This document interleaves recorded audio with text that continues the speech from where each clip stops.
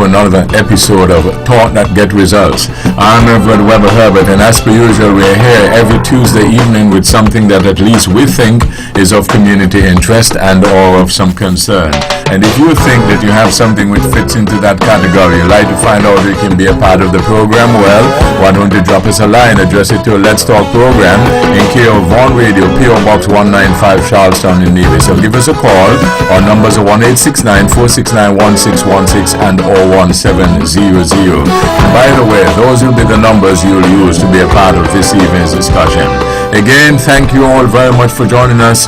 This is your voice in the community, Talk That Get Results. With regard to your participation in the show, we encourage you to call in the numbers listed 1-869-469-1616 and 01700. Here's a suggestion. You have a question or comment, and perhaps you can get a pencil, piece of paper. Write it down so that you're well organized, and when you're getting on the show, you take as little time as possible so that we can accommodate as many of you as we can. We ask only, first of all, you respect yourselves and then respect others, because we'll not accept anything that we deem is not within our broadcast standards. But we encourage you to always be forceful with your point. Thank you all again for joining us. You can follow the video stream of this program on our Facebook page at Vaughan Radio and our YouTube channel, Vaughan Radio. Click subscribe. Thank you all again. Tonight, the Honorable Spencer Brand, good evening. Good evening, Webbo, and a very pleasant good evening to the many listeners here in the Federation of St. Kitts and Nevis, and certainly throughout the entire region.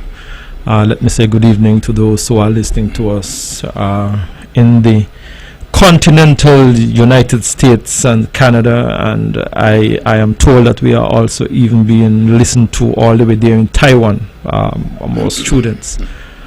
So I want to say, I believe it might be morning there, so I want to say good morning to them.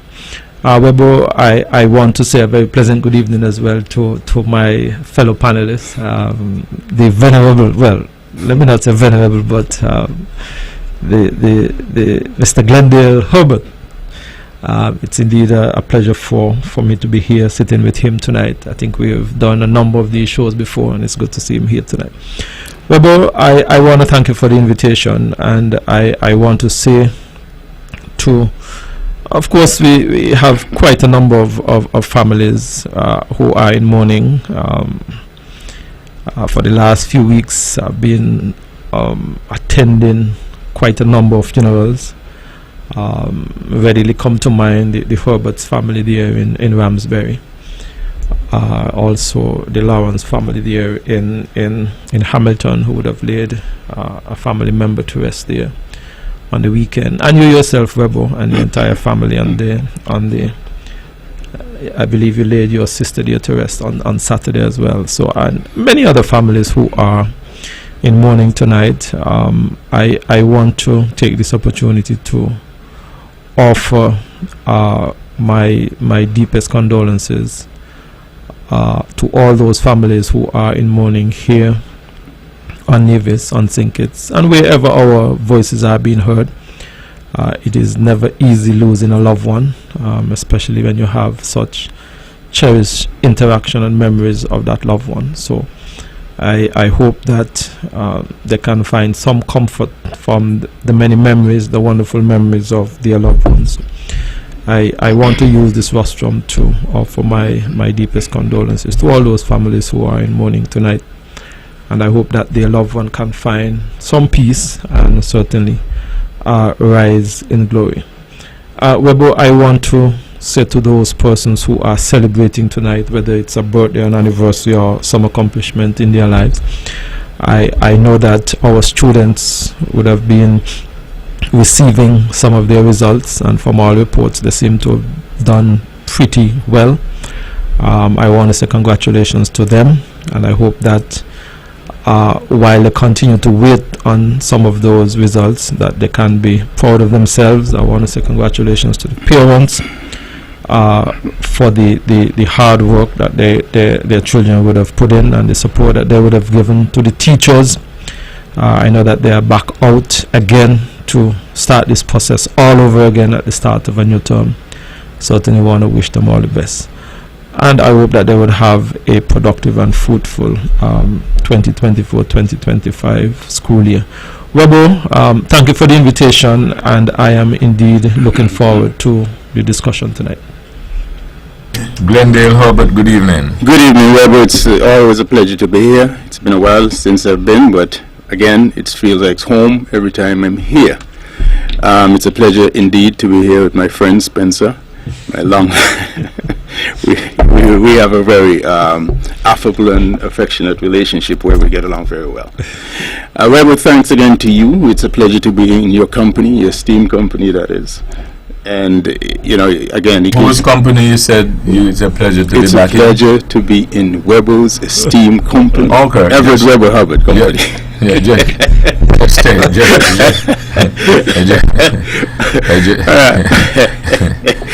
But moving right along, it's, of course, I'm happy. We all are always happy to be here because we are part of the constructive process where we can discuss, disseminate, and information, not just information, but things that are meaningful to the homeland, Nevis. I would like to say welcome to all near and far, those who are far away, as far as the United States, Canada, and beyond. Again, we here at the Voice of Nevis, Vaughan Radio, are always interested in meeting your expectations, and certainly we are expected to do that, and we will do that. Thank you all. I would just like to say hello to Ted Hobson, and also to Naya, Conrad Naya Liebert, and also to Edric W. Stanley. Now, I use small words and short sentences with heavy meaning. So good night, hello Ted. Good night, hello Naya. And good night, hello Edric W. So those are loaded. So what do we got? Well, but before we move on, I want to join you on saying hello to these three very distinguished gentlemen. I spoke to Naya late last week, and he's still there at the hospital, and he is upbeat. We had a good conversation, while he was there, while he's still there at the hospital, and his voice is sounding very strong and very positive frame of mind. So I want to say good evening to him, and I hope that everything continues to go well. Edric, I saw Edric walking across the street there. I think it was early in the week, and still moving along. Appears to be a little slow, but he is still getting around. I want to say a very pleasant good evening to Edric as well, and to Ted Hobson, Casey, a very pleasant good evening. I believe, Webbo, that these are, in my mind, three individuals who I believe week in, week out, day in, day out, would find themselves around this table, and certainly because of their own circumstance that they are unable to be here. But I want to wish them all the best, and I hope that they can continue to be in the good frame of mind that they are, and continue to be. I also want to say a very good evening to Roger Fifield. I hope that he's doing well, and looking forward to hearing him and seeing him around the table very soon.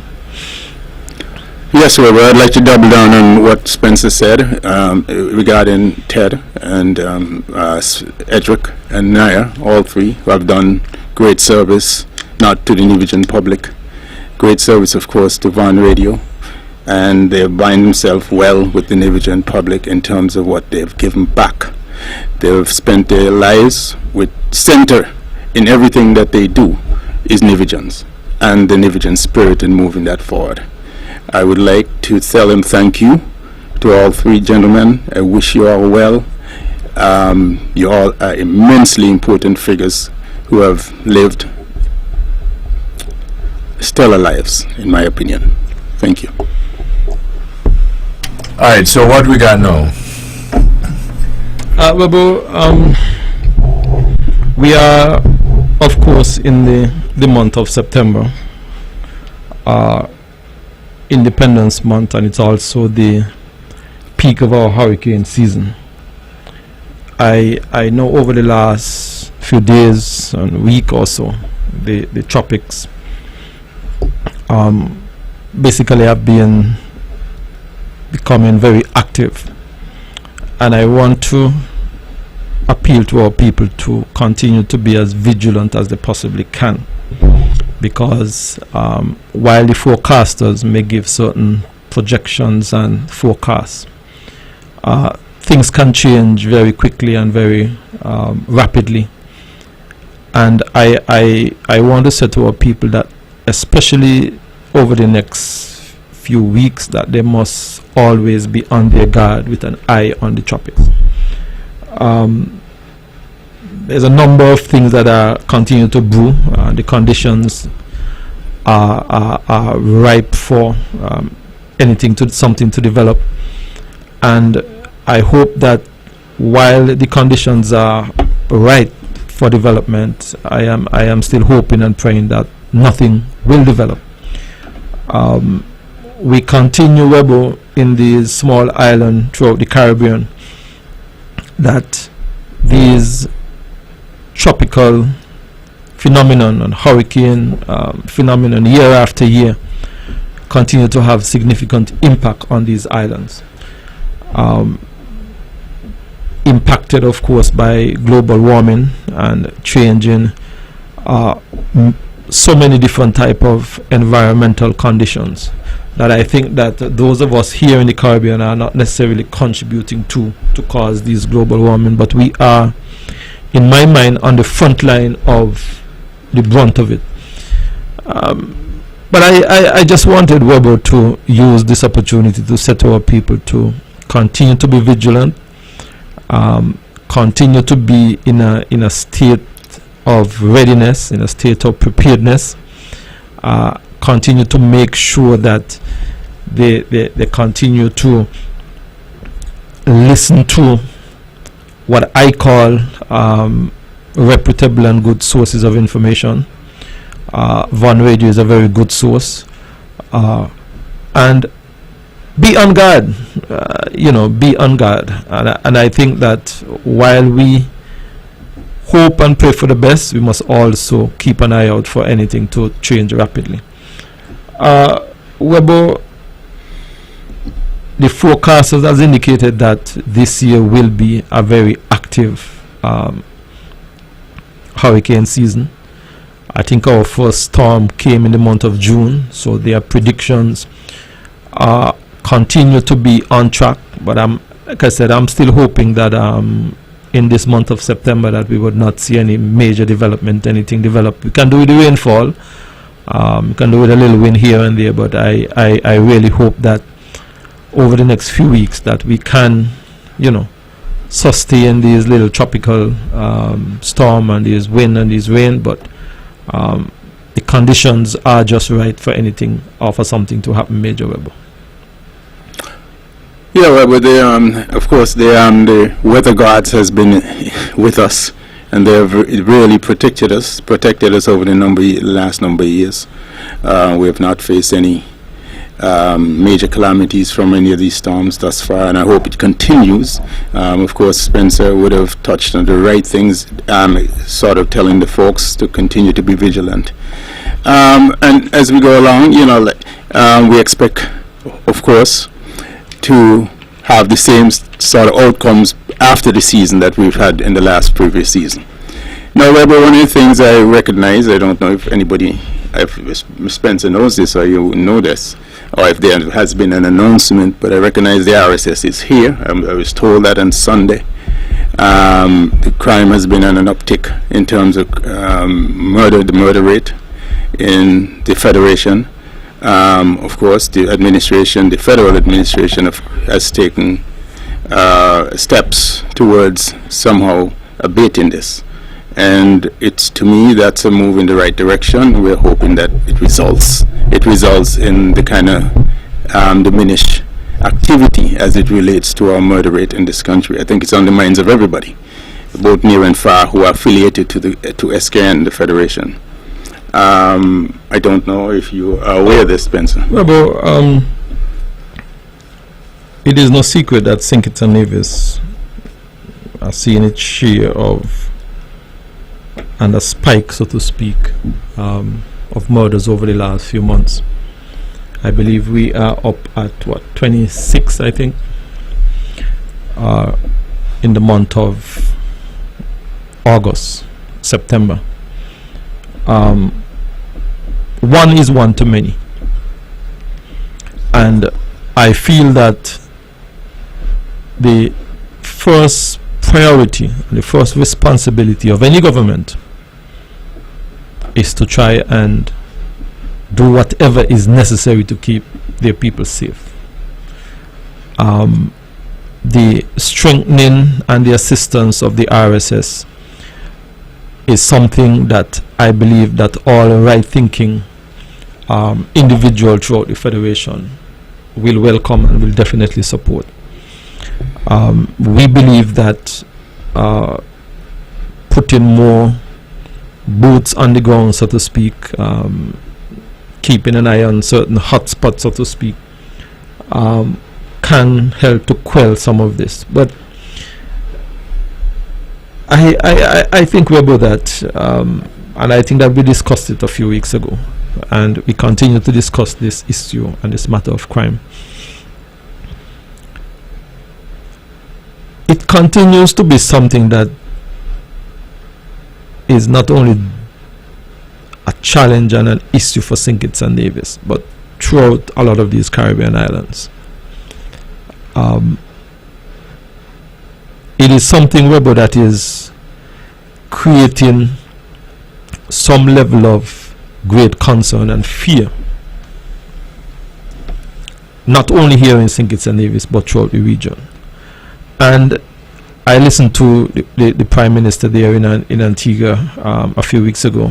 I believe that they had a 12 or 13-year-old that was brutally murdered. We here in Nevis have had a 9-year-old brutally murdered as well. And I am still trying to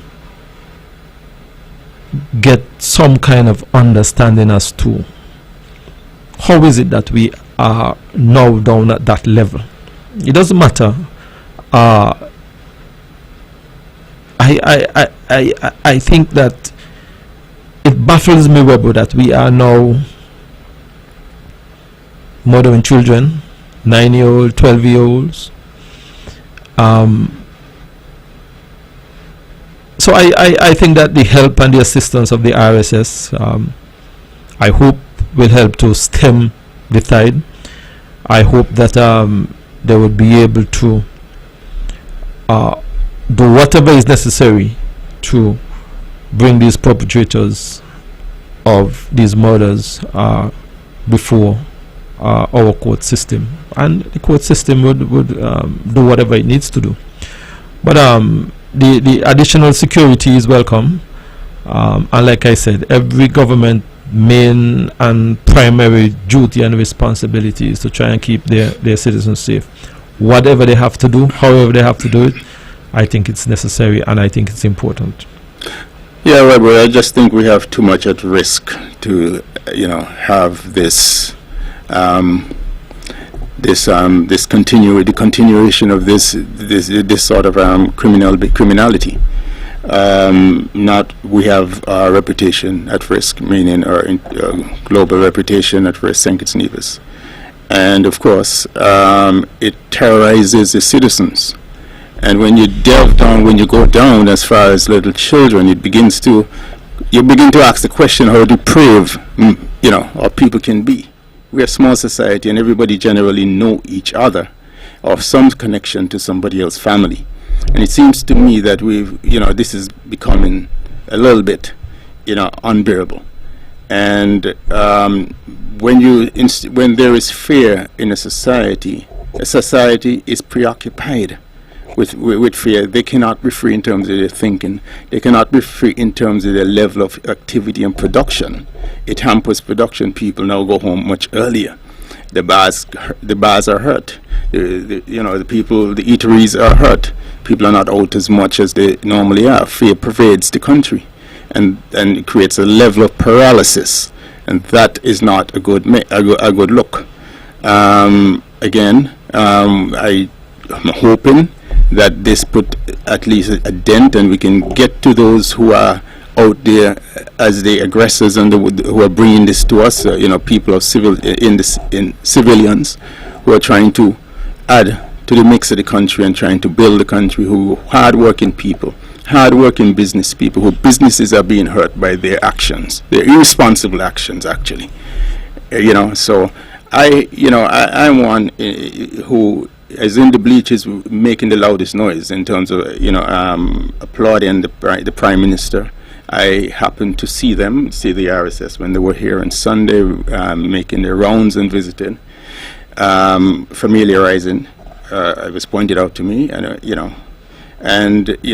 I believe once the public knows this and their presence are felt throughout the communities, it will be a sense of relief, a sigh of fresh, a breath of fresh air, a sigh of relief rather, that people will begin to get some normalcy back into our lives here in St. Kitts Nevis. It affects production, and that's the key to the country in terms of the country producing its GDP, its image. A tourist brand is a tourist brand that I think is an eclectic brand, in particular here on Nevis, which focuses its tourism on the high-end in the high-end market. It is critical. So this is something that needs to be arrested, and again, I would say abated, Webbo.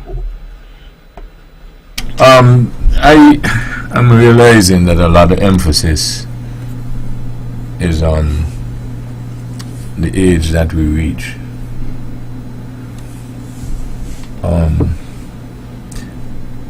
And I understand there's a lot of discussion about this thing and emotion and stuff like that.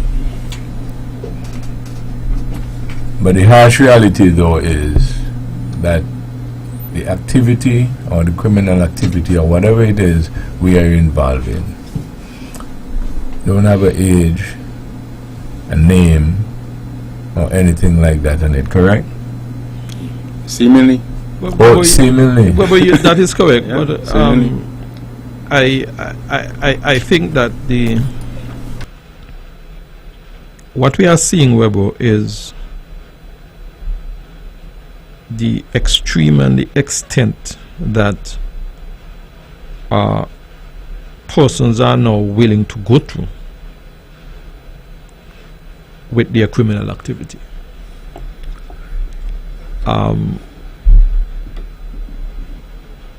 To see now that the age is now down to child, individuals who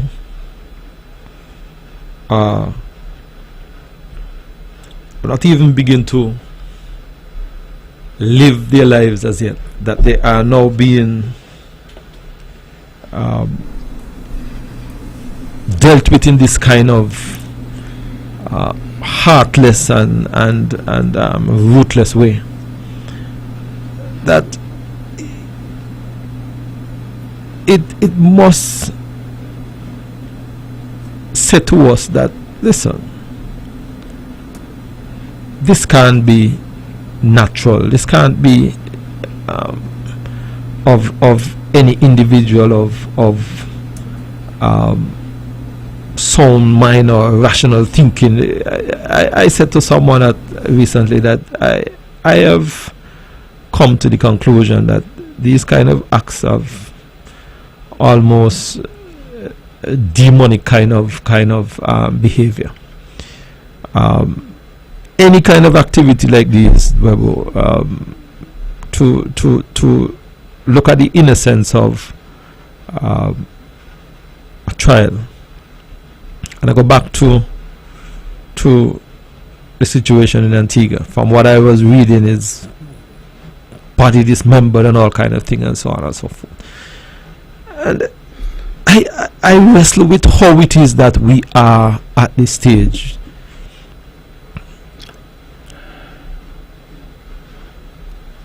As you're wrestling, you would accept that we didn't just suddenly get to this stage. I agree, Webbo. So if you find that we have a small leak and you don't fix it, what happens? The entire house is going to be flooded. Okay, so if we keep pretending that the leak is not there, what happens? If we keep pretending that the leak is not there, A small leak. the house is going to be flooded, Webbo. Okay, And so it's going to get worse and worse and worse and worse. until we get to where we are now and complaining, right? We drown. Right? So then it's not that we don't know how we got here. Correct? Yeah. Okay, but what? So we are now saying, well, we should not have gotten here, or maybe we should have made an intervention before or something? Well, I think we should have made an intervention before. I would agree with that, but generally there's a laissez-faire about that. As long as when it begins to spill over in the greater society, as long as it's compartmentalized in amongst that subgroup, and they're killing off each other, everybody goes along their business. But once it begins to, get beyond that to children and women in the greater society who has nothing in the minds of the larger society to do with that subculture, So it begins to get more concerning. So there's certain level we can accept. If it doesn't get to children, as the example that was brought up, but it got the two adults who were supposed to look after the same children, is it almost as painful? In other words, you take away the parents of the children. You leave the children alone. It is painful all around, Webbo. Webbo, you asked the question that I believe would be on everyone's mind. How did we get here? And everyone knows the answer. You would agree with that? I would assume that everyone. Well, but here's my take on it. What I've realized over the years, Webbo, is, and I want to put it in the Singis and Nevis context. We have seen, Webbo, that successive governments have sought to, in my mind, deal with this particular issue using different strategies. And sometimes when you have the leadership or one government changing to another political party, and the strategy and the focus begin to change,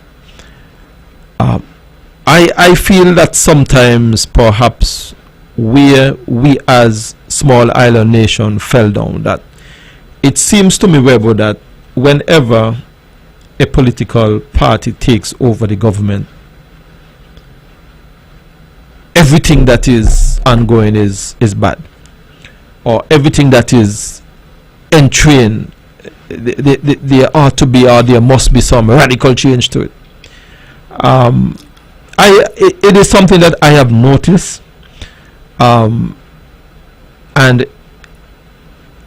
I believe, Webbo, that sometimes because of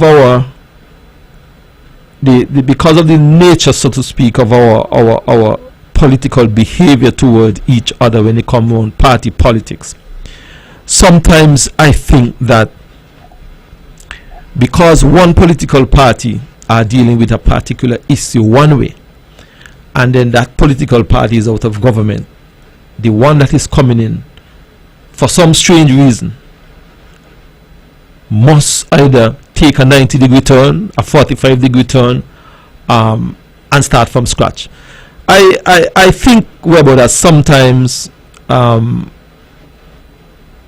change works and sometimes it doesn't. But I feel, Webbo, that as small island states, developing states, I believe that there can be, or there need to be, a broader view, a systematic approach to some of these things that we know, Webbo, continue to be an issue regardless of which government is in power.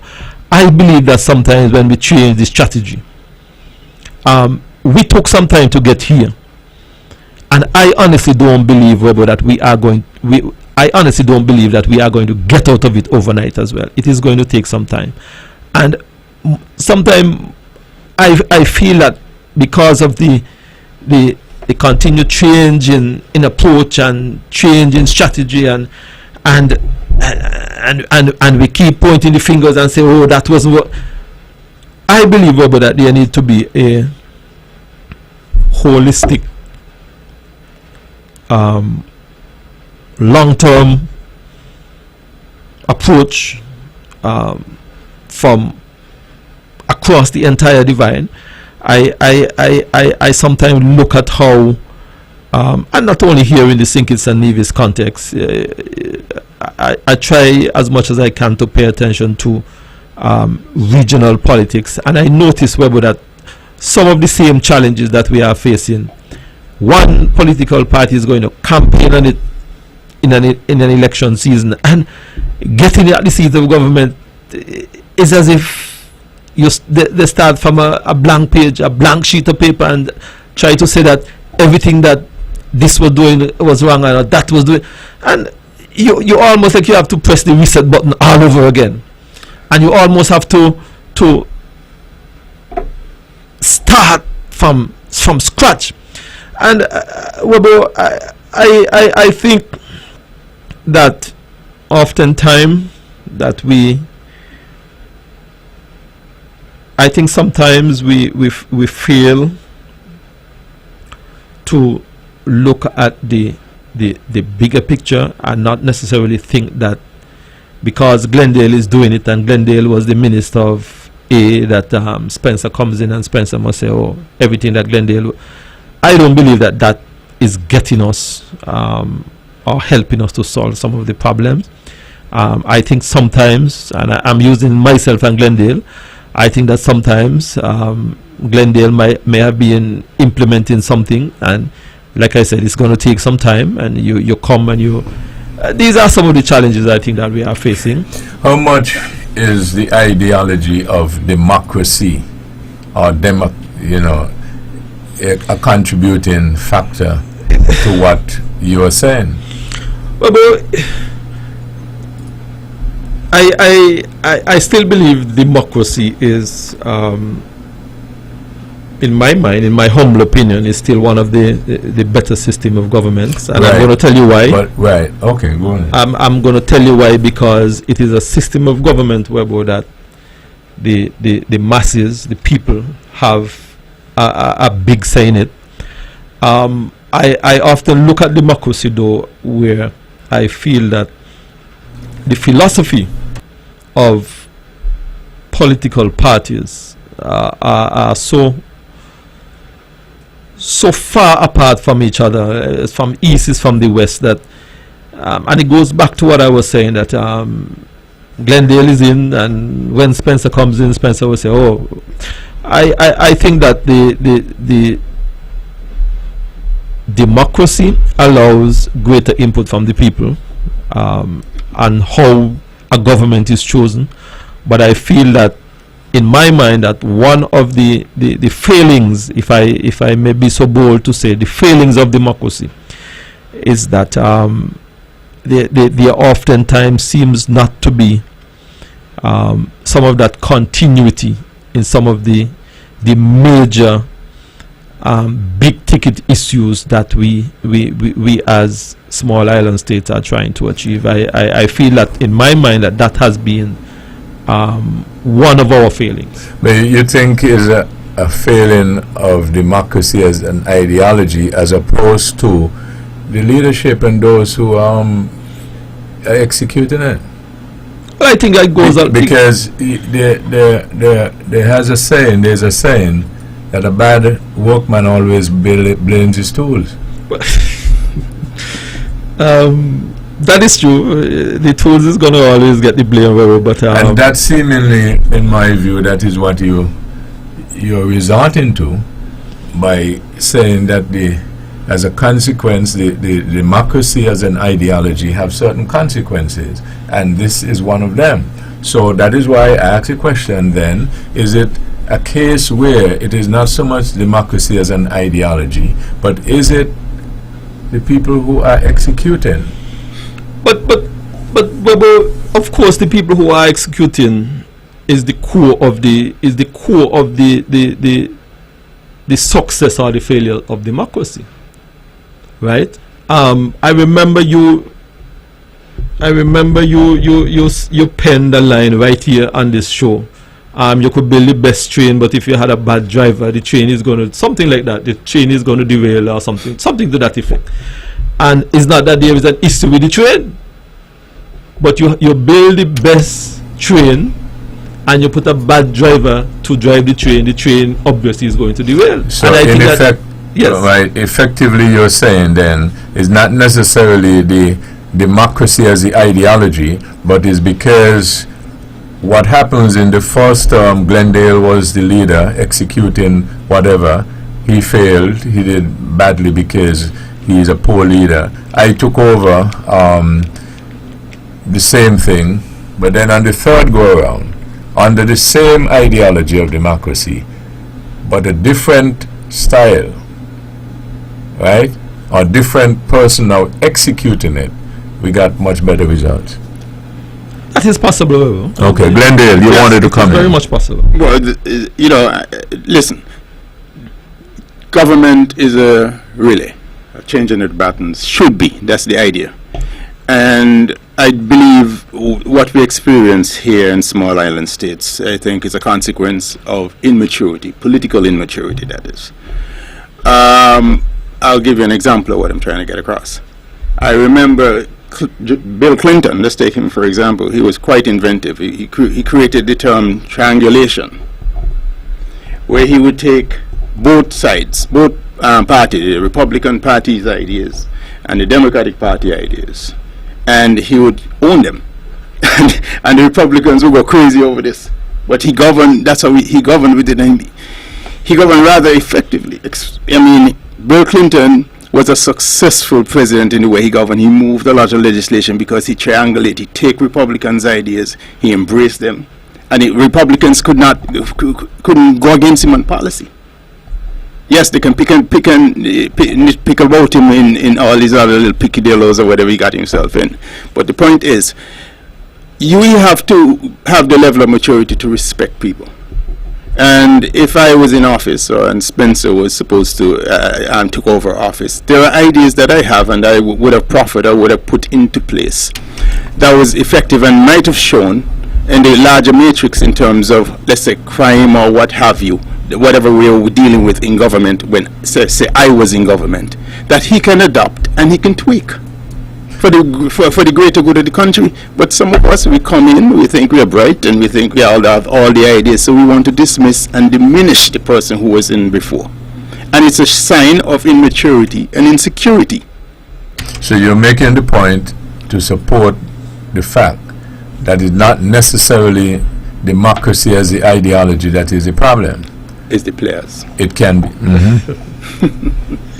Okay, so if we accept that, you think the players, if we accept that as a possible reason, you think the players will agree? The old players and the new players, or which one of the players? All the players. Well, you can separate them, in your answer, if you will. But what I'm saying is, you have suggested that the players is the difference, and you put forward the example with Bill Clinton. Yeah. Okay. And maturity. Right. So players, and you give an example where the players in Bill Clinton were successful. Correct. And then maybe you'll argue the players and call in another president were not successful. Correct. And you didn't blame democracy as the ideology because you kept it. Right. So, and you make the conclusion now that it is the players. So I'm asking you, if I'm a player then, and a current player, and you put it to me that the democracy as the ideology is not the problem, so leave that alone, there's no fixing to do with that. The players, which in this case you, that's the problem. You think I'll accept that? Well, I would accept it. Because you just happen not to be. Right. But if you were, you wouldn't. Well, You agree with that? publicly, you probably would not. But privately you would. You probably So would. that's part of the problem, That's right? part of the problem. Okay. You can't fess up to the public. And Lord. What you say, Lord? Yeah. You need an intervention? Yeah. Because what you just did, a lot of people would not do Glendale, so let me give credit for that. You've just admitted that privately you will tell the truth, but publicly you would spin so that you can look good. And a lot of folks won't do that. That's it. Yeah, a lot of folks won't do that. And you just did. And that's why I say hello to Edric, because Edric would never. No. Anyway, that's just a light moment. Good night, Edric. So that's, everybody keeps asking, why are we here? Who is supposed to do what? But I'm thinking I'm getting some good suggestions tonight as to who should do what. Do we have the courage to do it? I think that's lacking. What do you think, Spence? Well, I am even surprised that we are still asking that question, whether we have the courage.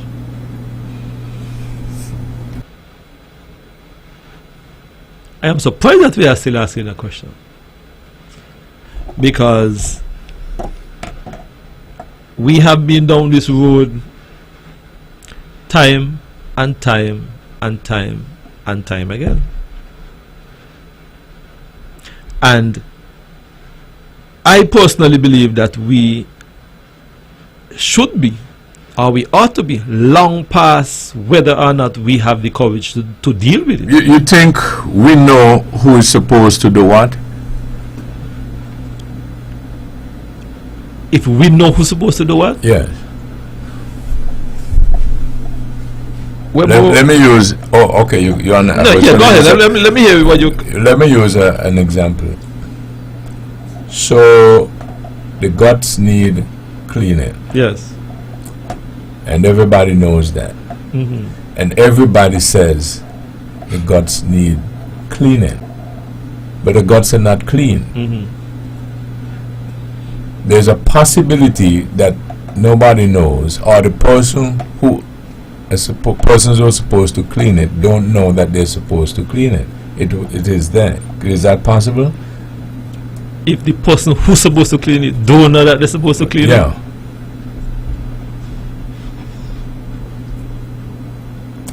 it, that is possible, Webbo. Right. It is possible. Right. So you think that that's the stage that we're at?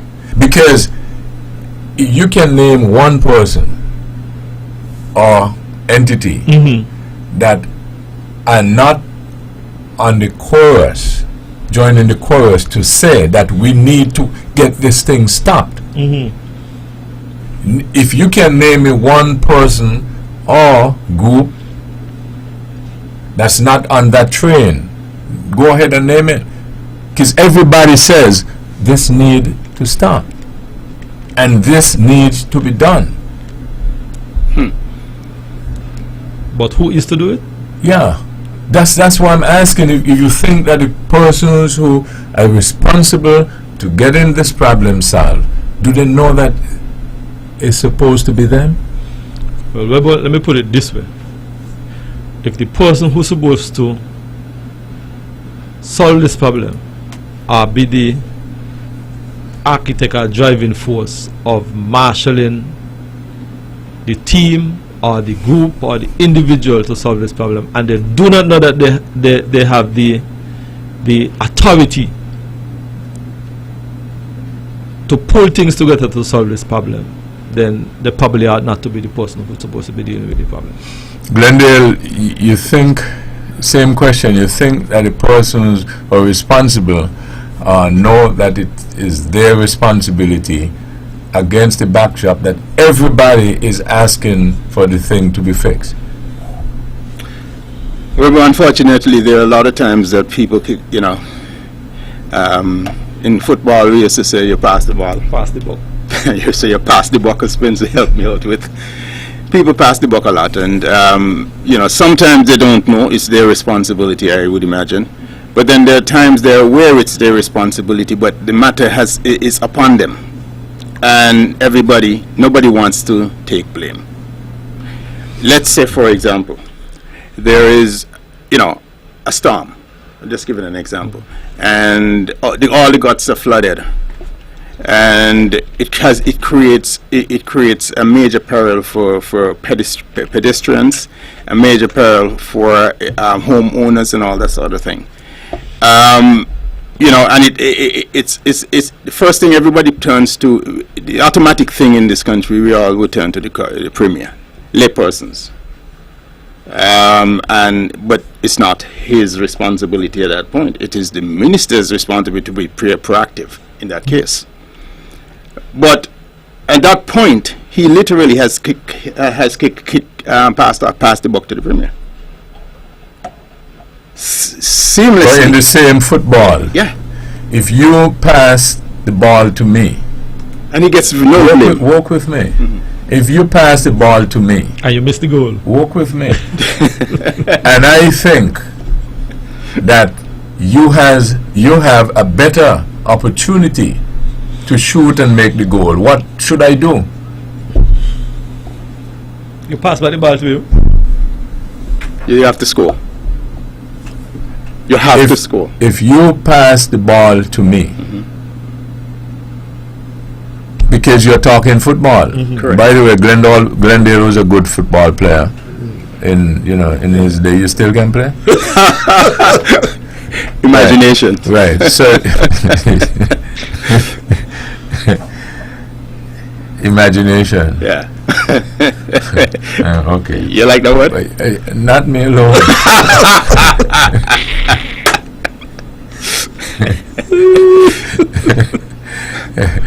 Okay, it's always good for a light moment.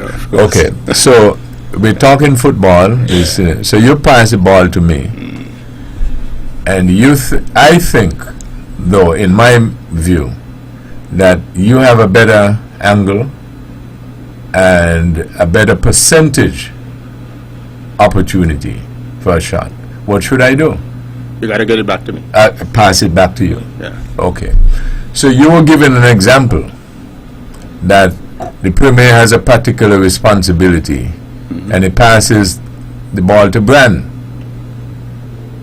because he wants to get it off of him. Well, I meant Bran knows it's the premier's responsibility. He has the authority. So he's supposed to do what? Pass it back to him. Okay. But hear me out. Yeah. But if Bran can take the shot, and the shot is a clear shot for the Bran, he has to take it. But in the scenario and the example that you gave, you were saying that what happens is that the person's responsibility, nobody wouldn't do it. The person who's responsible for doing it, he passes the buck. Bran doesn't have the requisite authority, maybe the requisite tools or whatever, right? So he passes back to who is supposed to do it. No? Mm-hmm. And let's assume he bundles it. Who bundles it? Who Bran passes it back to? The person whose authority it is? Mm-hmm. He doesn't want to take the political responsibility at that point. So if you hire an electrician, and he doesn't want to fix the lights. So he tells the mason to do it. Then what? Different scenario. Okay, so in this scenario, what? This is a public figure. Work with me. I'm working with you. If Listen. you hire Uh-huh. an electrician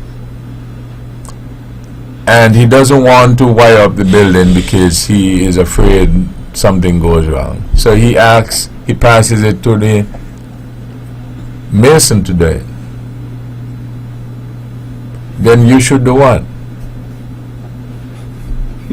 You got to blame the guy, the electrician. You just have to blame the electrician. cause blame. Yeah. Then that's You know, work with me. You're a very honest fellow, and that's the problem we have in the society. We just carry around blame and stuff like that and so on. That's why we're here.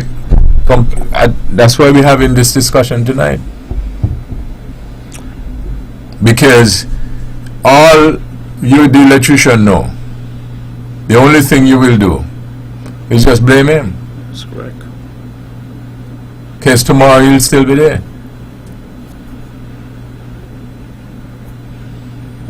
That's correct. And you call that democracy. Oh, man. Yeah, so that is why Mr. Brand had earlier said that we've been in this thing through and through and through and through again. In 1995, it's a lifetime for many people, I interviewed the then Prime Minister, Dr. Denzel Douglas, in his first few months. And one of the things he campaigned on, and I have the tape, that's one thing about us, we have the evidence. I asked Dr. Douglas the question because he had campaigned heavily on constitutional reform. And I said to the then Prime Minister, Dr. Douglas, as he spoke in that interview about constitutional reform, I said to him, why do I get the feeling that the next 5 years we'll still be talking about the same thing? 95 from 24 is how much? 95 and 5 is 2000 29. plus 24, 29 years. Almost 30 years, almost 3 decades. So maybe I was ahead of my time.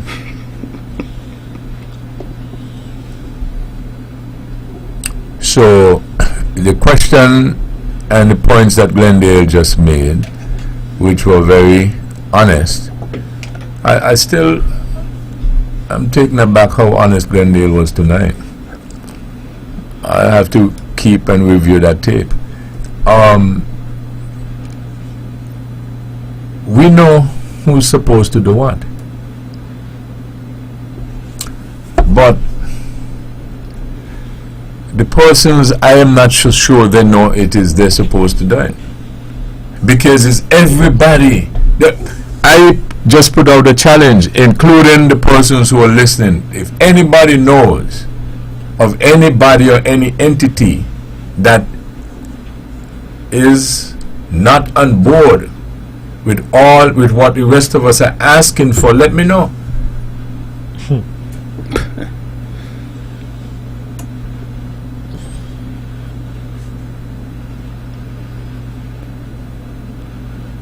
A lady called me earlier today and instructed me to have a discussion on this topic tonight. This very topic? Mm-hmm. Interesting. With passion, she told me her name, and with passion, and you can tell she was representing not just herself, because she expressed a lot of the stuff that Mr. Bryan had expressed as well. And that is why I'm so confident that everybody in the society is on board with the same request. And notice I say everybody, you know, including those who we think are the perpetrators. That's why I am so bold in the challenge.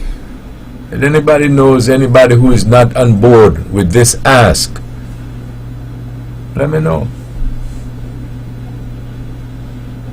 So, Webbo, if everybody is on board, and I'm being a little bit,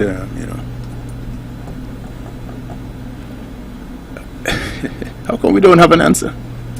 And everybody who is on board live with somebody, and the criminals amongst us live with somebody. But like you said earlier, we see it and we knew it was going on, and many of us turned our heads. And it kept festering and it kept metastasizing slowly and slowly, and now, like Spencer says, we've drilled down all the way down to a 9-year-old in the main of society. We drill up to women, and we are drilling across the budding politicians. And that's where the rubber hit the road.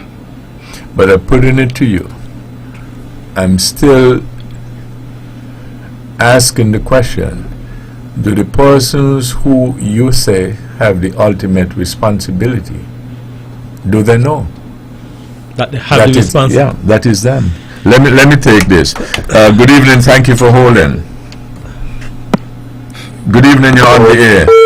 Okay, I'm very sorry, caller, please call back. Yes, Mr. Byrne.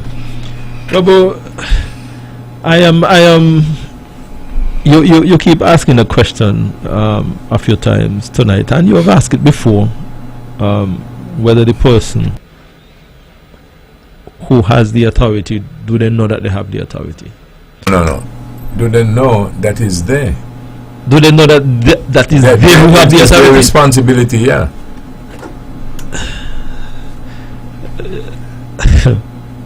Spencer, allow intervention. Every parent has an innate responsibility, I think. Yes. They ought to know. And if they don't know, they should have known. Once you bear a child and you bring it forth, that child has to be a part and a contributor to society.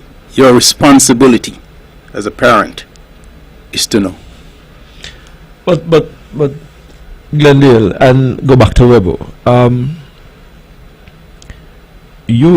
I am finding it difficult to accept that someone who, quote unquote, perhaps agitated for that position to be that individual, that someone who eventually is saddled with the responsibility,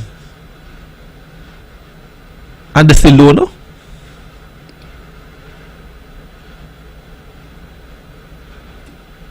That they are the one who have that responsibility.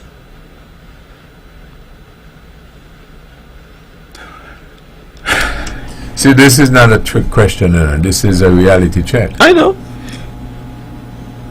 Yes, Dick Glendale. We're drilling down into a place that's, it's going to get interesting. And I do believe women love their children. Women love their children more than their men. And I'll give you my example as to why I say it. If you're in a room, Webbo, and you have a woman next to you who is your woman, and a gunman hit the door, bust the door open with mask on and an AK-47 or whatever you call that in his hand, your first reaction, Webbo, I don't have to ask you the question, is to stand in front of the woman.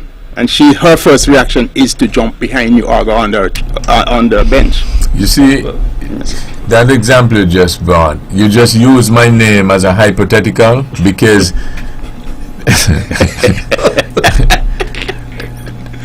that's a classic example where everybody, in my own case for instance, everybody thinks they know what I think and what I'm going to say and do.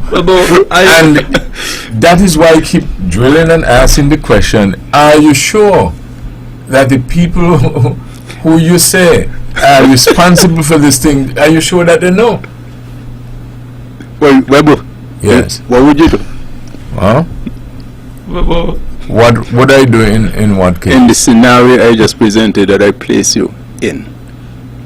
Right. The question I asked you was, if you were just using a hypothetical and you use my name. That's what I was asking. So you were just using a hypothetical and you just use my name in the hypothetical. That's what you're saying. It was a pointed question, really, as to draw you out. To see what would you do in a situation like, because I was trying to make my larger point that a men rather, would step up and defend the woman. No, and the woman instinctively would jump behind the man or find a place to hide. No, I flip the script, and I always do it simply. If a woman is in that same living room, the same scenario, but she has a 6-year-old daughter or a 7-year-old son, either or, in that room, and the man burst, her first reaction would be exactly what you would do to defend her kids. But she didn't jump in front of you. My point was that women love their children more than their husbands or men. Glendale, it's just a natural Glendale, hold on a minute. Let me talk for myself. I love my children and them with every fiber and every being that I have. So, I think Glendale and Webbo, that I think that we are stuck on a very important question that Webbo keep asking. Because it appears to me that if persons who are in that position do not know that they have that duty and that responsibility, and Webbo talk about 1995, went back about 30 years, and he put a particular issue on the table. We have been dealing with this thing now for perhaps more than 30 years. Is it that all of these 30 years, the individuals who have this issue to deal with and who have the authority to fix this issue do not know that? Are we sitting here tonight to say that they really don't know that it is their duty to fix this? It appears that way.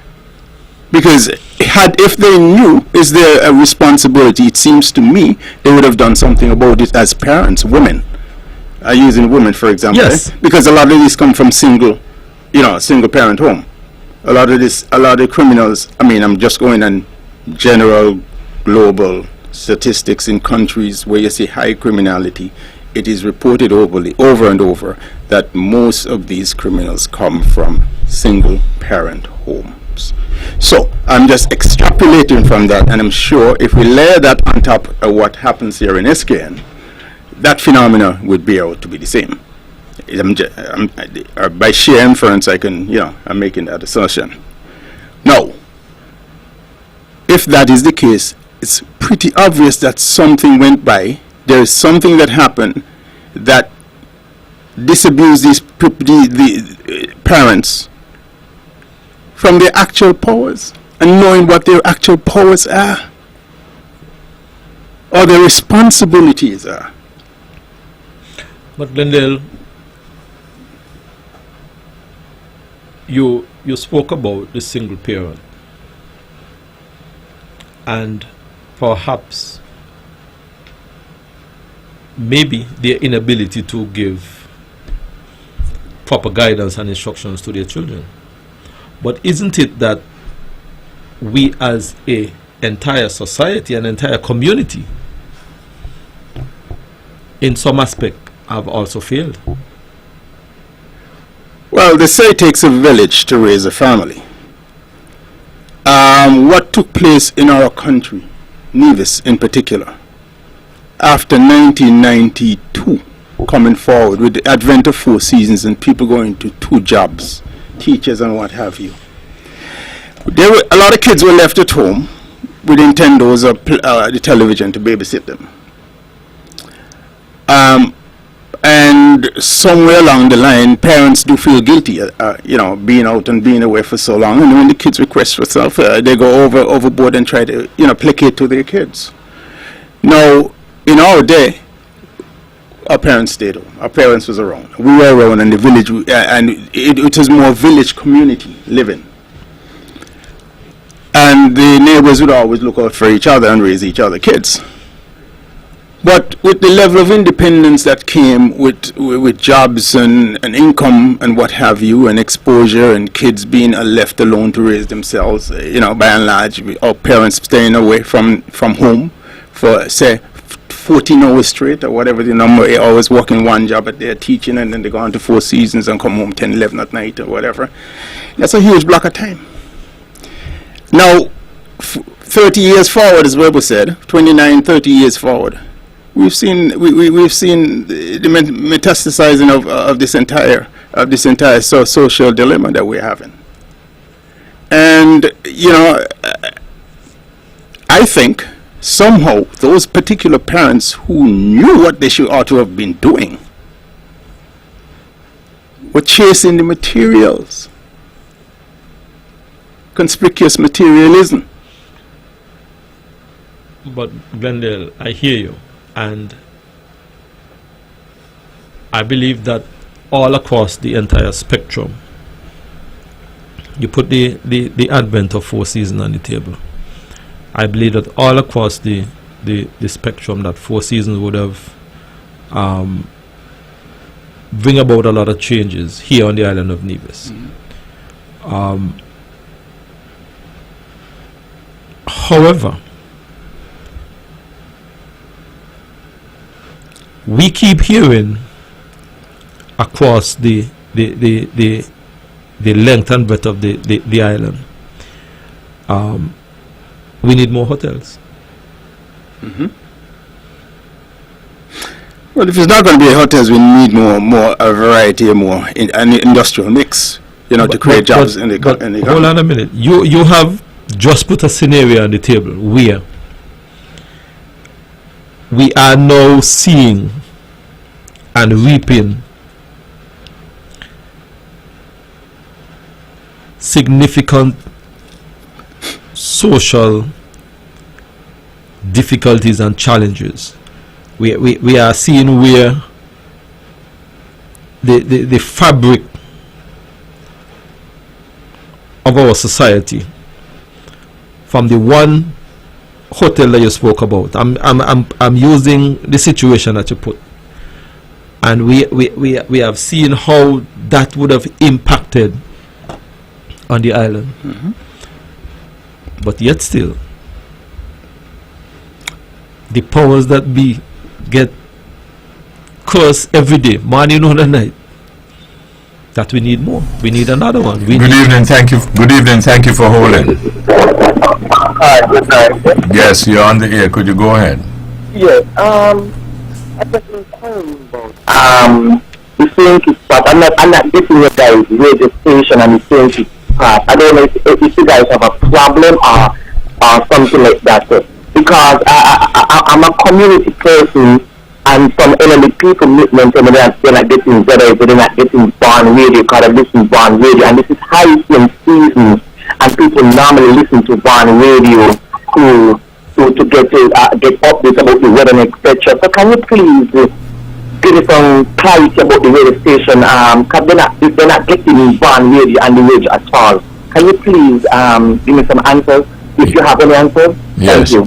Yes.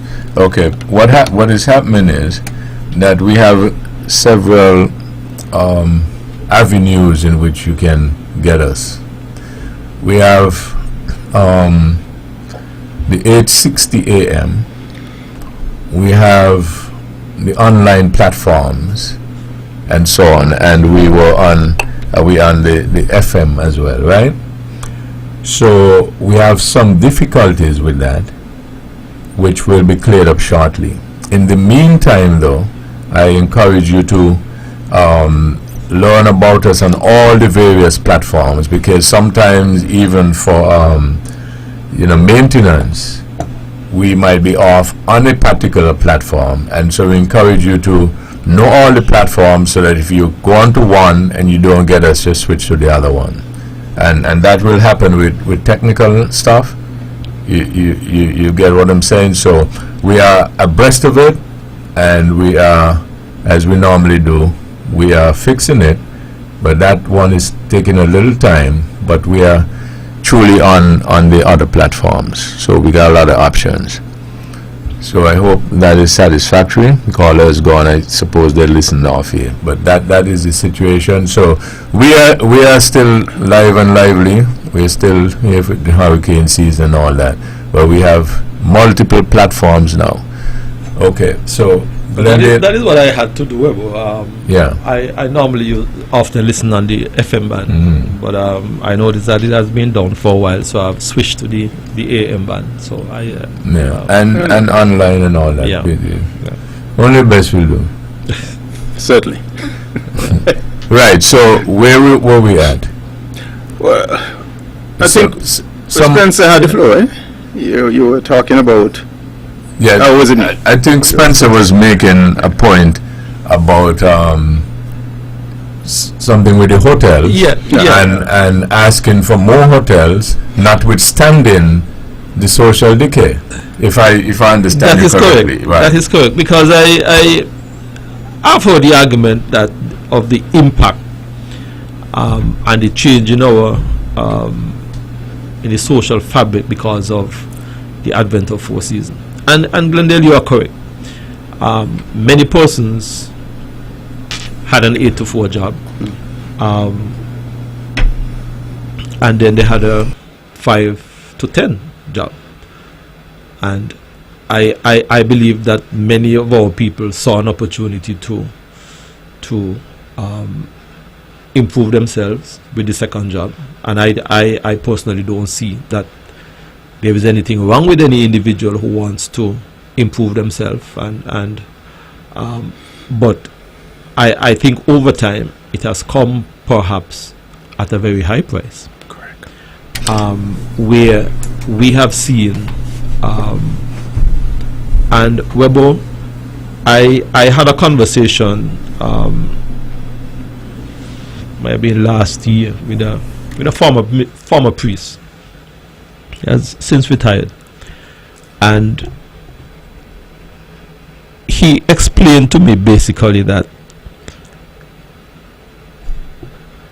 the hotel industry that Glendale spoke about had a significant impact on his congregation, because you now had a situation where persons work Monday to Friday and they also work Saturdays and Sundays, and it reduced the attendance in it. And it was a conversation which you recognize, but when he put it in the context in which that he did, you see the expansive impact that it would have had on the community. But I go back to what I said, Glendale.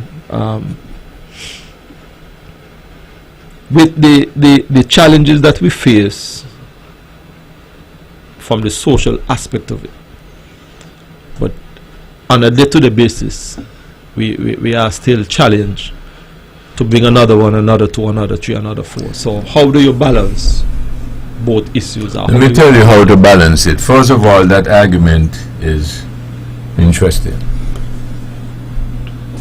You can take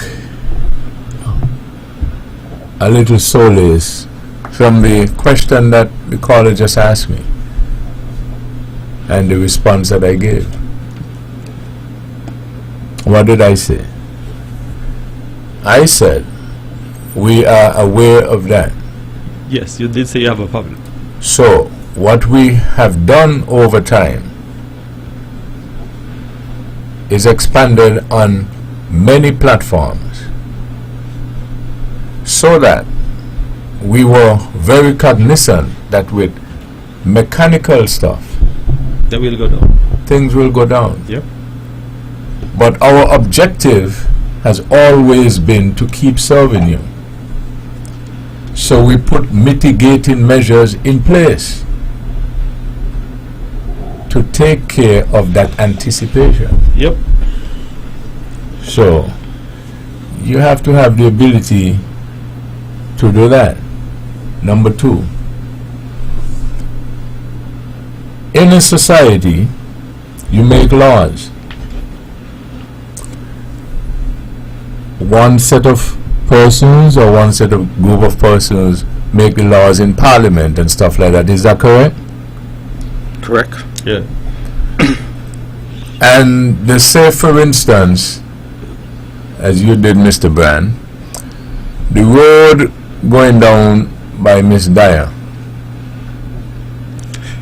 no longer can come up that road.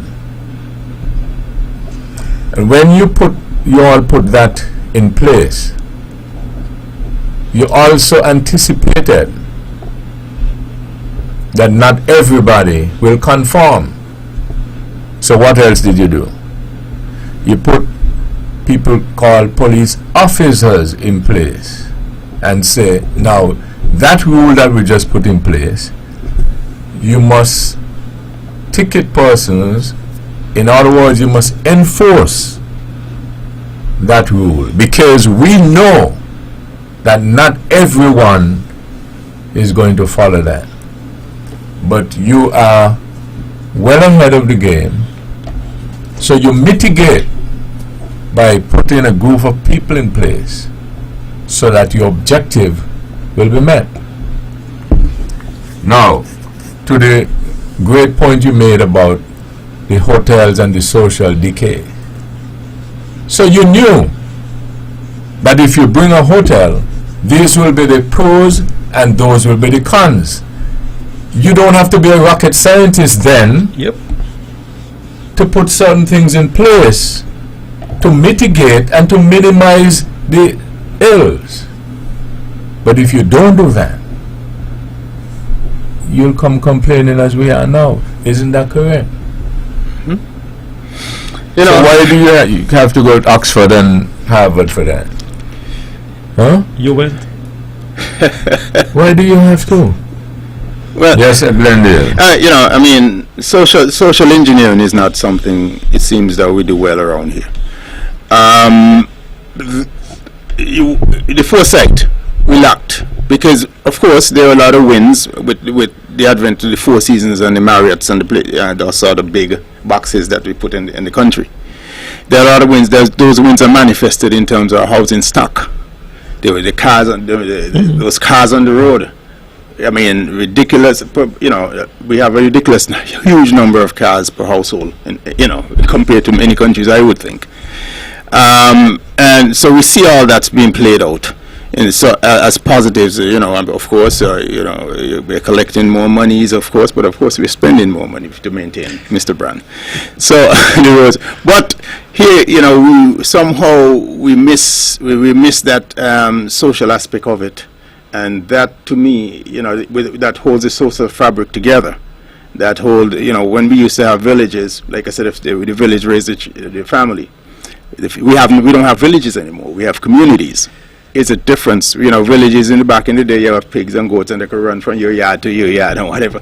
People are not tolerating that now. People have properties and values to uphold. Yeah, but I think you all are failing to understand that when you make certain changes, certain things will have certain other consequences. Absolutely. And you're supposed to therefore not keep harping on, oh, when we used to have this. Why don't you also make the argument that you're now working for $20,000 or whatever? Why don't you start to complain, oh, when 10 years ago we used to work for $2,000, you better they give me $2,000? Why don't you do that then? We have to understand and appreciate, right, that you are going to have, like everything in life, choices, and you're going to have side effects. And if you are smart, then you will mitigate with the side effects to minimize them. I just wanted to say to Glendale that from a planning point of view and development point of view, the social impact is actually a part of the proposal that we look at. because if you are going to be thinking about bringing a major development, and you can pick any. We spoke about tourism and the hotel industry, and we can perhaps stay with that. If you are going to bring a hotel that has or create 250 employment, there must be an analysis that will need to be done on the social impact of that. Mhm. And it is not something that social impact you are going to see in the first year. It will take time, and that is what Webbo basically alluded to in terms of you have to mitigate against these things. I feel that perhaps the mitigative measures and for some reason I've never really seen the Four Seasons proposal or social impact assessment or whatever. But it would be interesting to read that particular document, because I'm almost certain that there would have been a social impact assessment in that proposal. I don't know if we were doing them things back in 91, 92. I mean, doing SWOT analysis and all that sort of thing. But I don't know if we were that forward thinking then. But it's okay. You can put all sort of fancy names to things, right? But the bottom line is that you look at a particular scenario, and for instance, right, in some of these hotels and big organizations, they got great employees who are very, very valuable to their company. And they tell themselves, listen, this technician I have here is so valuable to me that I want to make sure that I have her at the company. However, she has a issue in terms of being here and there. So what do those big companies do? They build a place, and they hire some folks, and they bring her baby there. right there. And then they said to her, once you have things under control, you can take out a 10 minutes, and go by where they are and say hello and stuff like that and so on. So they understand that. And you know what? In a lot of instances, it works. Yes. Right? So again, what I'm saying is, there are two things I want to make. I told in a discussion today, I told somebody that I want him to think about this, because a friend of mine says of me, when Webbo says something and you don't understand, don't worry about it. Go home, go lie down. And if you ain't get it the same night, you'll get it at some point. I told that person in the discussion, there's a saying which goes like this: in the land of the blind, the one-eyed man is king. So write it down, you all. In the land of the blind, the one-eyed man is king. Think about that. The second point, Mr. Brand, you had referenced something about planning and development and stuff like that, right? Yeah. And Go ahead. under that heading or topic, I have a discussion, and some authority personnel are telling me that this particular rule cannot be changed. Cannot be changed. Now, if you have people of that ilk running a society, you get an idea of what type of society you will end up with. Because if Mr. Brand is the planning minister this year and says no one should take up sand from the beach, and that's the law, and then you find in 2-3 years that it is a hindrance, and you do some investigating and studies and find that it's well okay to do that, but because the rule was made, it cannot be changed. These things are happening, and I'm not bluffing. These things are happening in the society today, and maybe that's why we're at where we're at. Because if you don't have the ability to expand your thinking and your vision, that's what we will end up with. And I saw everybody shaking their head, nodding in appreciation and agreement when I gave the example about my tech and a big company and taking care of the workers and stuff like that, and get good results. But then if you had another CEO who did not have that creativity to think and to get it, maintain the same objective, that's where we're at, no? Yeah.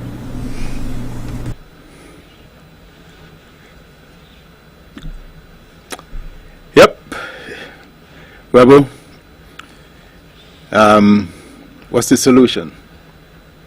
We are where we are in this day and time. We're trying to, the horse went to the gate, but somehow we have to get the horse off the track and continue the race. I don't know, Spencer, what you guys are the planners, and that's why that's what you get paid for.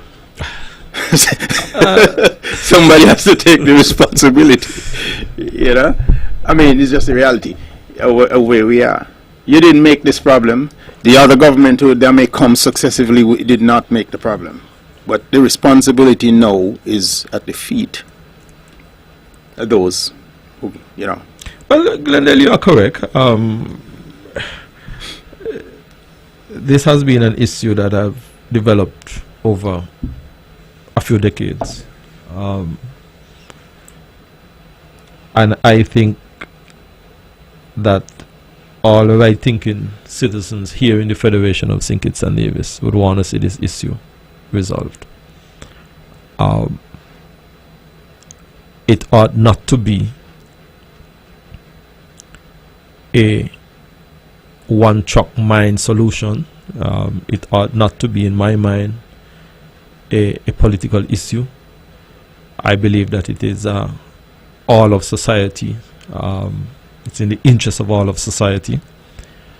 You indicated the impact that it has been having on the Federation, and unless and until this is resolved, we will continue to see some of those impacts. We are, in my mind, I still believe that St. Kitts and Nevis is not only a gem in the Caribbean, but a gem on Mother Earth. But I also think that we have some issues that we really need to put behind us for us to really see our full potential. I still believe that our best years are ahead of us, and this is an issue that now confronts us. What history will say of us in time to come, I believe, is how we deal with this particular issue. Brand, let me take this. Good evening, thank you for holding. Good evening, Mr. Webber, and good evening, your guests. Good evening. Good evening. Panelists. I've been following your discussion. Quite interesting. Now, if you go back 92, I recall, according to the statistics, Nevis was a population of children and old people. Because there was very little work. Apart from the government, there was very little work for the adult population to do. So there was very heavy out-migration. Now the population began to be rebuilt after post-season came, in that the school leavers didn't automatically leave. Now what I think is lacking, we turn on the TV. What is lacking to me still is the lack of proper family formation. In that even though they're working, the male and the father and the mother often are separate, live in separate residences. Now if they had lived together, the child really would have been much easier, you don't think so? Yeah, that's a possibility. Yeah, Yes. I keep thinking about this, you know, in too many of our households. The woman sat down with the burden of raising, even the man might contribute. At least, some of them finish working 4, 5, the woman take up the job. Somebody will be home with the children. But caller, I accept that that's a possibility. But We would you have- also but would you also agree that it doesn't have to be one avenue of solving a problem? No, there are actually many avenues, you know. Right. In that, in some villages, you have community centers. The children are, even among the parents, they could organize, well, this is my turn, you know, and the children come home from school. And there is 1 or 2 adults, whether male or female, to look after the children. You spoke about companies providing. That is totally lacking in St. Kitts. There seems to be a total disregard for family life. I mean, the central bank now have thing where they care for some of the small ones. But when a company requires that the workers put in these long hours, knowing fully well they have children, they are contributing to the crime too. You don't think so?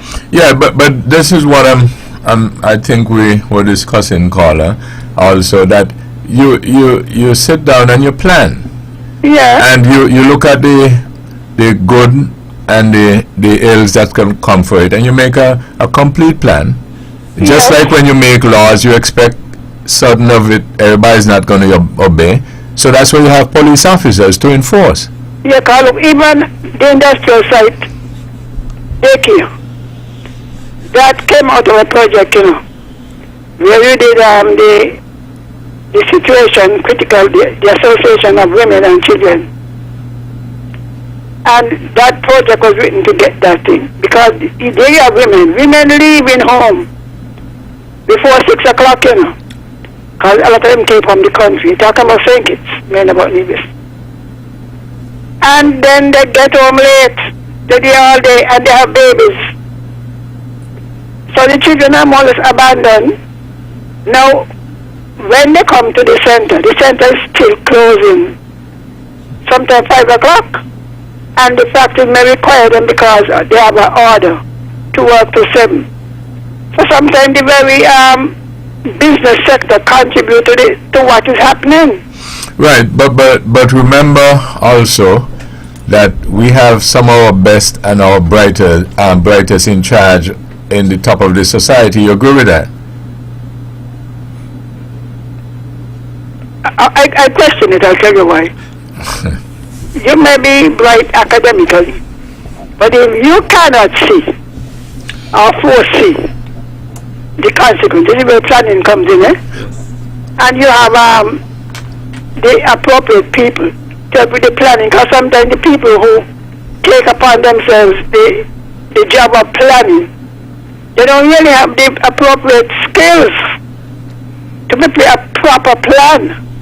We call it, you know, you and I are making the same exact point using different words, you know. But all I did was use the words that they use. But you give the example and then we make the conclusion whether they're really the best and brightest.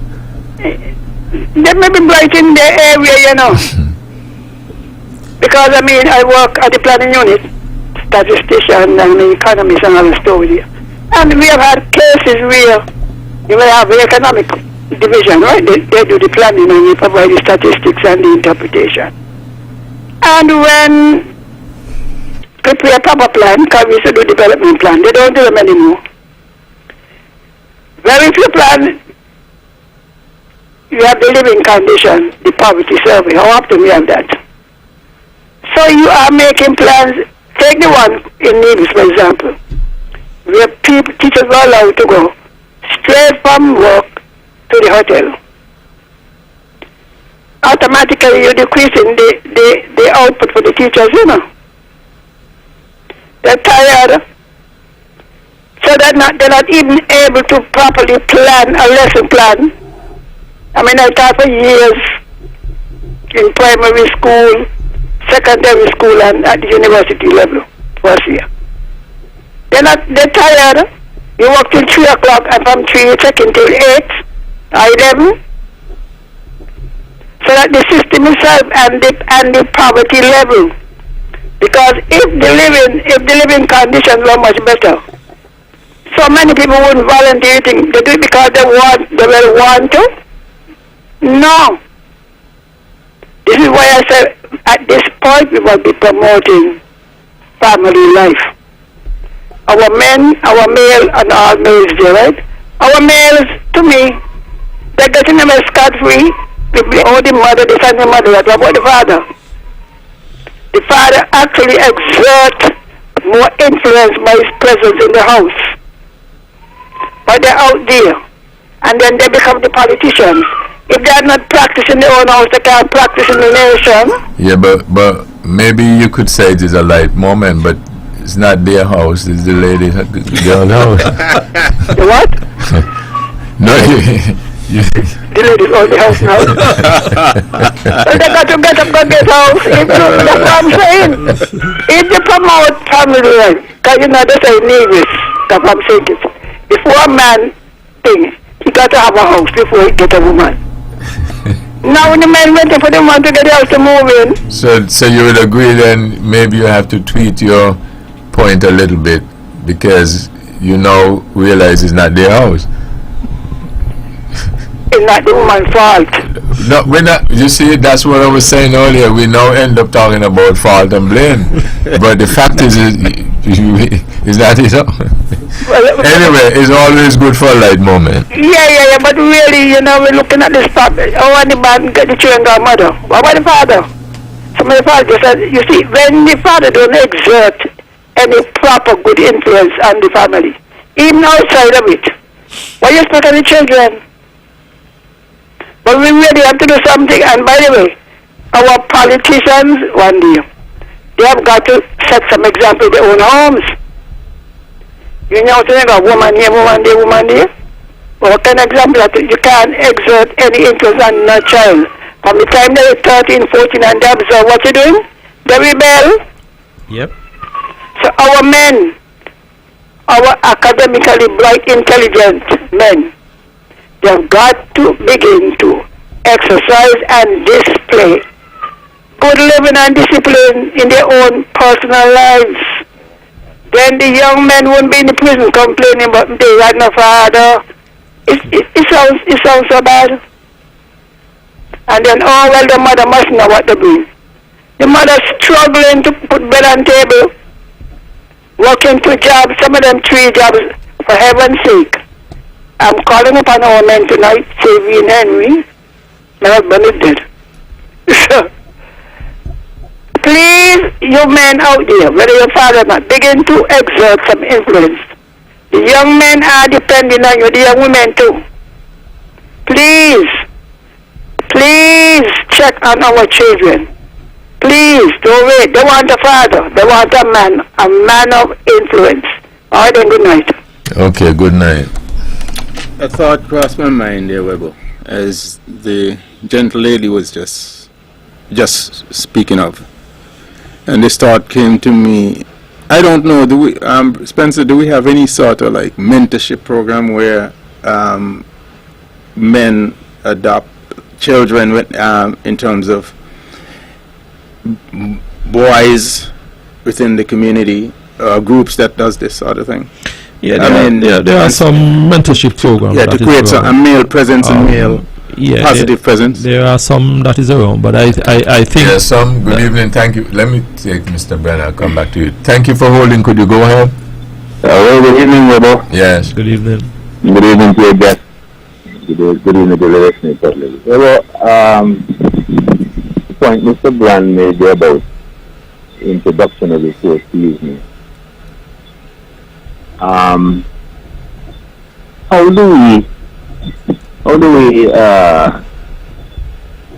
determine? Do we have the statistics to prove? Because I would argue that some of the most successful children are some with single mothers, and some of them are also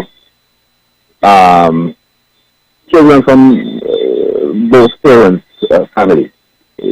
Both parents are there, and the second job don't affect them. The other thing I would like to look at, Webbo, is on social media. I've been following a site there where all I hear is criticism and finger pointing. So I took it up with one of the commentators, writers, and I said, but you are rooting for, you're pointing fingers at the government. I don't hear you. All you do is criticize, it's a turn off. How about making a suggestion? Make a suggestion, how to make it better. And the commentator came up and said that it's not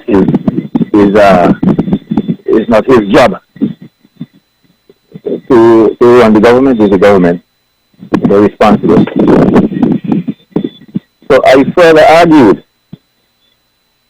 that since you feel you have a better way of dealing with this, and you had it better through the peace program, instead of paying these people for peace, don't you think, since you know who they are, you've been paying them? Wouldn't it have been better if you join with the government, get into a forum and talk to these people, instead of blaming the government for them and making it look as if you're supporting the criminals? You're defending them, you're supporting them, you're pointing fingers and saying the government stop them. I hear a different spin put on it by Mr. Greer, Nubian Greer. He said they weren't paying them for peace. And that looks to me like in hindsight they're turning around that, because that's all I was hearing. The other thing I'm thinking is that if they get together and talk to these people instead of just talking over their head, and they're continuing with their criminal behavior, I'm still at a dilemma, because when I look at this whole situation, they can't talk to these people about peace when all I see is the opposition and the government. They're practicing war. So how could they get these people in a forum and try to talk to them about peace, when all I see is the virtual hatred between them? So that's something I would probably like us to look at and see what you think about it. I'll listen off here. Okay, thank you. Mr. Brand. I was answering to Glenn. I know that there were a few that as well. I know we had one down in the Hanley's Road area that Minister Evelyn was in charge of his group there in the Hanley's Road area. I know that I think was Pastor Ron Daniel was doing something as well. I know former commissioner who is now deceased, Joseph Liebert, were doing something. So there were a few around in terms of trying to spur on this mentorship program. The caller before the last caller made an interesting point, and she made the appeal for the male folk now to have a presence and some influence in the youngsters' life. I think that is an appeal that should be amplified. It's an appeal that I certainly would recommend to across the nation. There is a lot of value in it, because I can probably speak from my own personal experience. I have 2 teenagers. Well, one is just out of the tea. Their mother could be there trying to get them to comply with something, and sometimes you just have to walk in the room, and so there is a lot of value in it. It can, of course, have significant impact on our young men's life, and I would definitely endorse and support the appeal by Ms. Henry that the men in the society need to now begin to have that influence and that presence in trying to mold some of these youngsters. I think this is a critical moment right now. I mean, I think when I came on the air at first, I said we're here to contribute and we're here to make a difference in the greater good. And I think that idea that she threw across, the mentorship program, I think the national government ought to begin to cobble together a plan in which it can do some outreach, saying the NIA, the national government, in terms of identifying or having folks come forward, men, responsible men, come forward who wants to be a part of this, and they can begin to adopt a child, where they would go, they have daily calls with that child. I mean, and they will figure it out in terms of how the structure, but they will have daily calls with that child, whether it's morning and evenings, help them through with homeworks, make sure that see them a few times a week, have conversations ongoing, take them out. And this ought to be something that's targets single mother, single parent, single mother who are parents to young men in particular. I think it should be heavily focused, laser-like focus for young men, young kids rather, before they get to pre-teenage. How much the fact that there's a power struggle between the sexes, how much that has to play in this whole mix?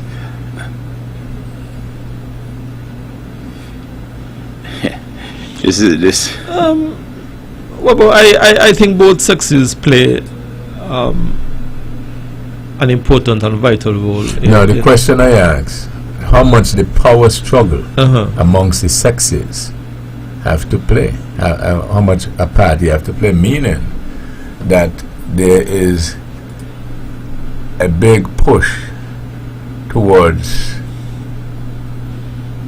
the sexes, which sex is even superior to the other.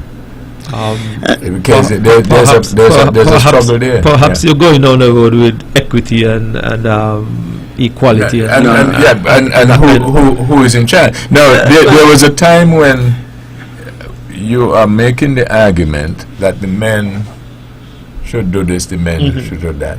That's when it was accepted that the man therefore has the house. But now you are asking the men to go into the house which is not theirs. And then when they go into the house that is not theirs and then begin to exercise that authority, my tech here said you will just show them the door. That's the reality, not so? Huh? That's a possibility. Oh, okay. That's good evening. Thank you for holding. Oh, sorry, but I just wanted to call back. Is it all right? Yeah. Can you turn your set down, though? Yeah, I'm turning it down because I'm playing anything I'm tuning, you see? Yes. No, I think sometimes let me put some of the blame on the government again. You said this house distribution, I've always spoken about it. The government build houses and 95% go to the females. You know what you're doing to a man? I don't have to think about it. I have been talking about it in St. Kitts. Big housing project and nearly all of Caller, let me ask you a question. Go ahead. Why does 95% go to the female? They say that because they have the children. Caller. Okay. Let me share some information with you, right? From where I sit and the information that I have. You have 95, you say 95% going to the female, you have 95% of the females applying for those homes. So why the men don't apply? Is it because they feel they're not given an opportunity? Perhaps, if that is their thinking, then it's a fall. It's a false. You don't think something is wrong with you have these other projects and sometimes not even one or two men get houses there? Call it. So did you ever ask the question, or did it ever come up in a discussion? Or anybody ever attempt to give a reason? Or yes, the reason is usually that they are trying to provide shelter for the female with the children. I am saying the children are fathers too. That is true. And you see the man standing must have been thrown out, you know. You talk about the power struggle, right? yes. Who own the house could throw it home. And And if the house is given in the woman's name, because the woman is more likely to throw the man. Oh really? Mm-hmm. With the children, what's that, the children, eh? That's if the house is hers. What if the house is rented? They can still throw them out too? If they rented, Yeah.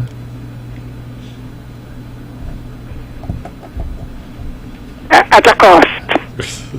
So They got to first if the house they're living in is rented, then they all have to work out, well, if I get you out, will I be able to pay rent? So therefore there may be some cooling down of temper. okay. So if the house is owned by the women, if the house is rented, who's paying? That's a good question.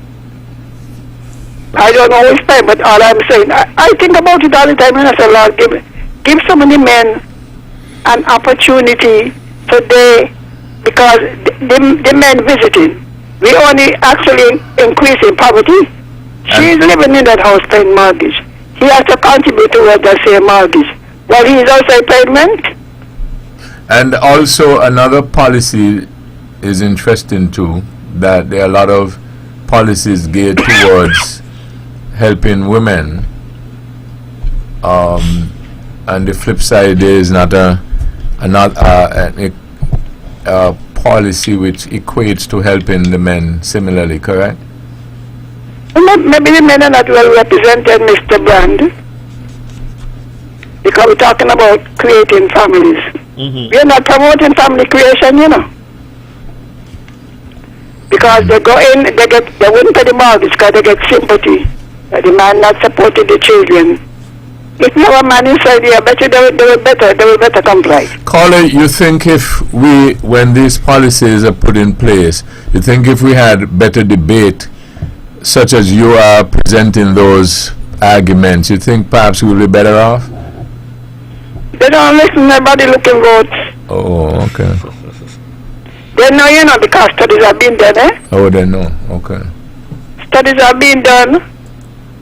Of course, people are concerned about the women and the children and the living condition. But if you were to show that by having these families living separate, that you are made poorer, even some of the men, they don't realize that they're being made poor because they got to sustain themselves over the years and still sustain another woman. So, caller, you made a point earlier, though, which is very interesting to me. So, you're suggesting, that some of the times we well know what the facts are, but we act differently? When you come to politics, right? When you come to politics, everything is convenience. You know, you talk about the Constitution. I think you're aware that there was a review of it. Why nobody going to having a public discussion of what is in it. People keep saying, "Oh, we need to go through the thing and see what the people say. We pay over $1 million for it. Then we will know exactly where we want to go."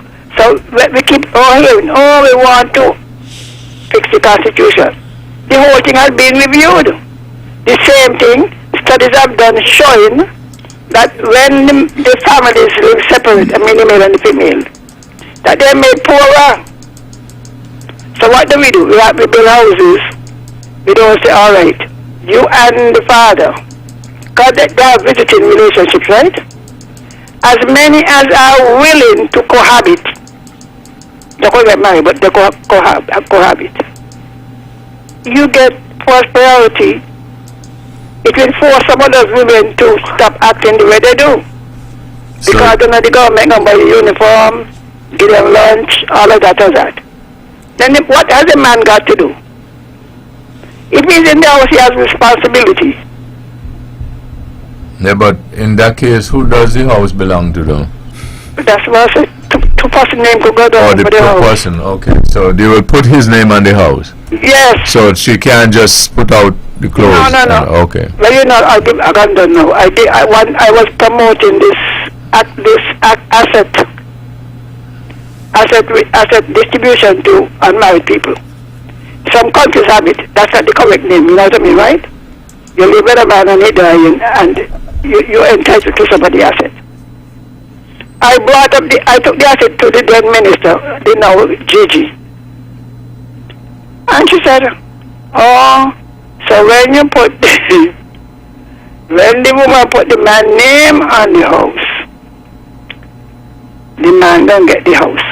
I said, "Well, if the woman there, she can get the man house too." That is the fear. And in some countries, if you say that they must live together for 5 years before he could, that makes a little more sense. But not promoting it. Not promoting it. So we are in fact encouraging having families living as they do, with the woman having to work to struggle, because you're not in the, you want cable, the children want internet and whatnot. He paying the same thing where he lives. That's why I say our men have got to get together. Wake up, catch yourself. You are keeping yourself poor. You say you love the woman, you love the children. And as Mr. Brand has shown, I grew up in house with the mother and father, they weren't married, you know. But my father exerted influence that were going in here. You know what I mean? He wasn't a bully. Okay, well, you got the last, but he didn't get thrown out, right? All right then. He didn't get thrown out. Hello? He didn't get thrown out or anything. But I knew my father said, nobody bringing a child in here unless to bring a husband. Oh, okay. All right, that's all right. Yeah, okay.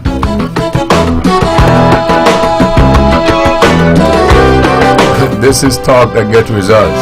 This program repeats tomorrow at 10 o'clock following the VON News Minute. Join the Honorable Mark Brantley tomorrow evening at 8 o'clock for On Demand. Join Keith Scarborough at 8 o'clock on Thursday evening right here in the Eastern Caribbean Spa House for Government at Work. A place where you can spend all your evenings right here in the Eastern Caribbean Spa House. Thank you all again for joining us. This is your voice in the community. Talk That Get Results. You all have a wonderful evening.